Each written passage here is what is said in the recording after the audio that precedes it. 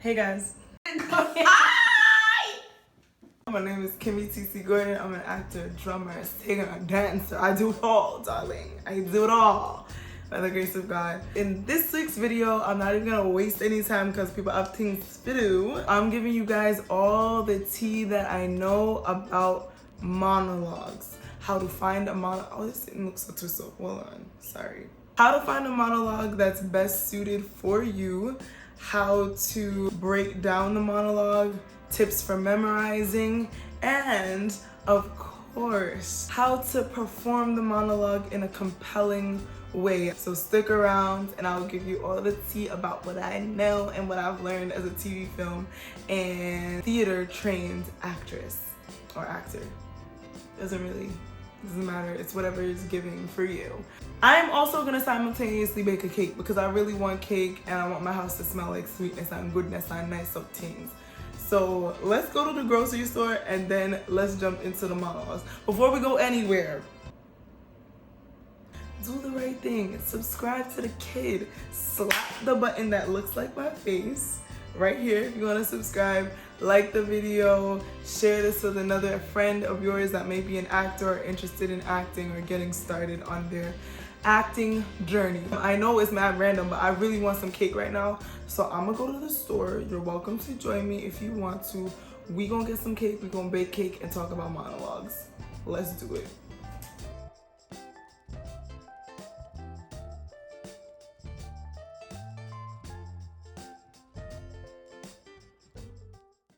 Let me show you what I got. Let me show you what I got.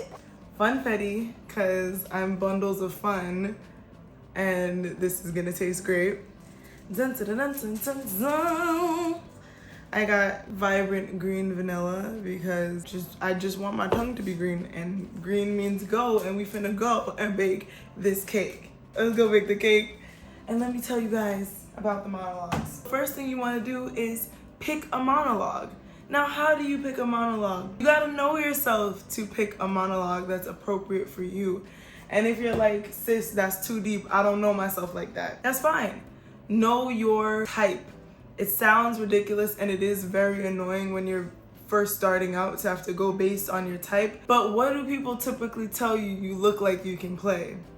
And hopefully they're not racist. Try to find out where you would best fit into the industry. Find something that you feel like you can nail, that your personality is gonna come through, and that's appropriate age-wise. What category you look like you can play. If you look young and you know you could play a college student, then shoot for that. Shoot for it, why not? Don't just say, I'm actually 30. If you look 22, then use that to your advantage. Do not pick something that is not from something. If it's a contemporary monologue, try to find something that has been in a show, is actually a published piece of work. Do not sit there and type out your own monologue. Don't do it. Google is too prevalent. She's too obvious. She's too out there and real in these streets. They can Google what you said and know that it's not a legitimate source or it's not coming from a legitimate place. I'm not calling your heart illegitimate, but you know what I mean. Whatever is suited for you, that's number one.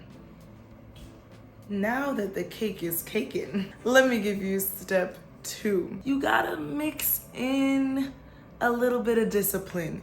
You cannot pick a monologue and then go read it in front of people. You have to memorize that joint. The 3 ways that I find that are so helpful in memorizing monologues is 1, writing that joint down. I have notebooks and notebooks and notebooks filled with lines written over and over and over again because it helps me to memorize.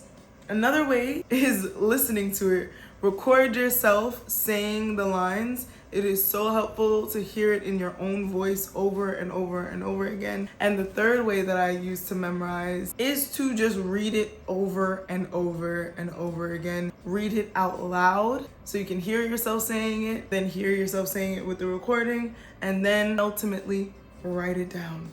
Do that in whatever order you need to get it in your brain and ready for that audition. That's number 2. The 3rd thing that I feel like is very important is infusing yourself into the monologue. It's how you allow your personality to shine through that's gonna matter at the end of the day. You could pick it and read it and try to imitate somebody else. Try to be Denzel, try to be Viola, try to be. What about you? How would you deliver it? If you don't know that, it's gonna be hard for you to get cast, baby girl or baby boy or whoever you are. And how you can do that is by finding the operative words and how you feel about them, and then infuse that with how your character or the character would feel. Boom. Put them together, you got magic. And what do I mean by that? One of my favorite monologues talks about how the character as a little girl would go to these museums and see all these paintings, but never see herself in the paintings as a Black young woman. She'd never see herself represented. One of the lines is, my school was very into like fancy activities. We went to a lot of museums.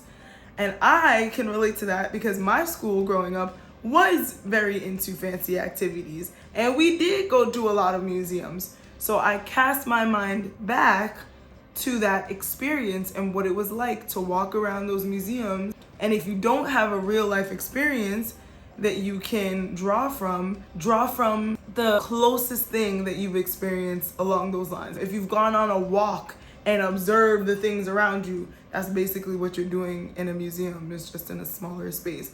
Whatever your closest real life experience is to the characters, draw from that. Use that imagery, use that emotion that you felt at that time, and just infuse them joints together.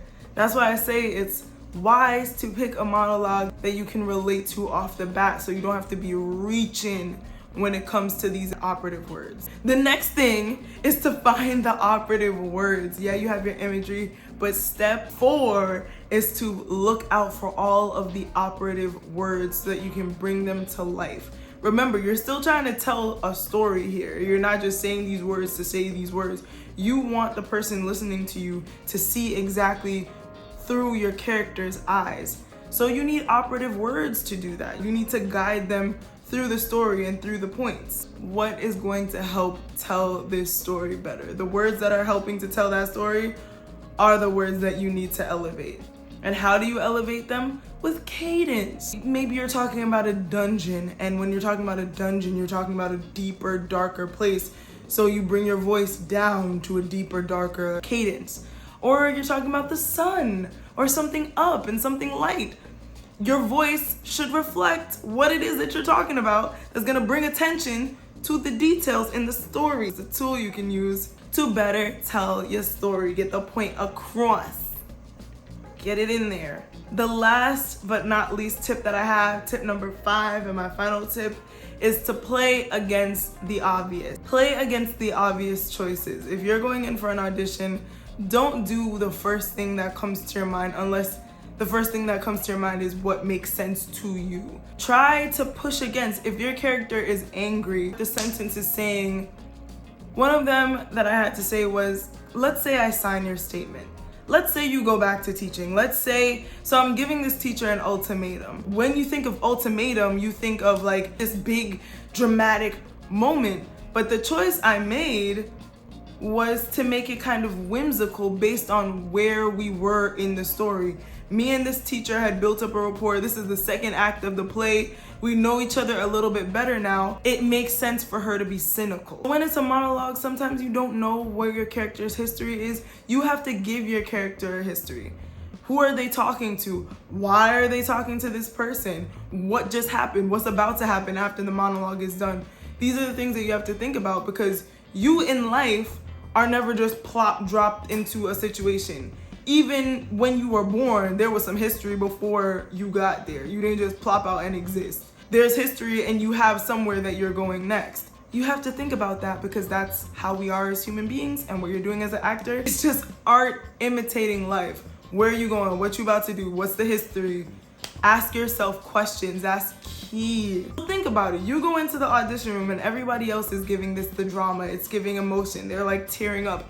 And you go in and you're like, nah, what if?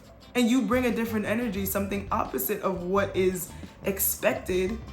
you're gonna stand out. You putting your own twists on it and coming in with a fresh perspective. If it's an angry scene, see where you can infuse a little bit of humor, because nothing in life is black and white. If you're at your angriest moment and something funny happens in life, you don't just pretend that that funny thing didn't happen. You acknowledge it, and you might still have that tinge of anger, but it's not at that same level. Study yourself. I said that in this video, and it's so key. You can pretend to be Denzel all you want. You can pretend to be Viola all you want. You can imitate, who's out here popping? Timothée Chalamet, Zendaya, all you want. But at the end of the day, you didn't live their life. You don't have their experiences. You didn't grow up where they grew up. You weren't raised where they were raised. Trying to imitate them is going to be so much more of a stretch than it is trying to get to know yourself and working from the instrument that you have.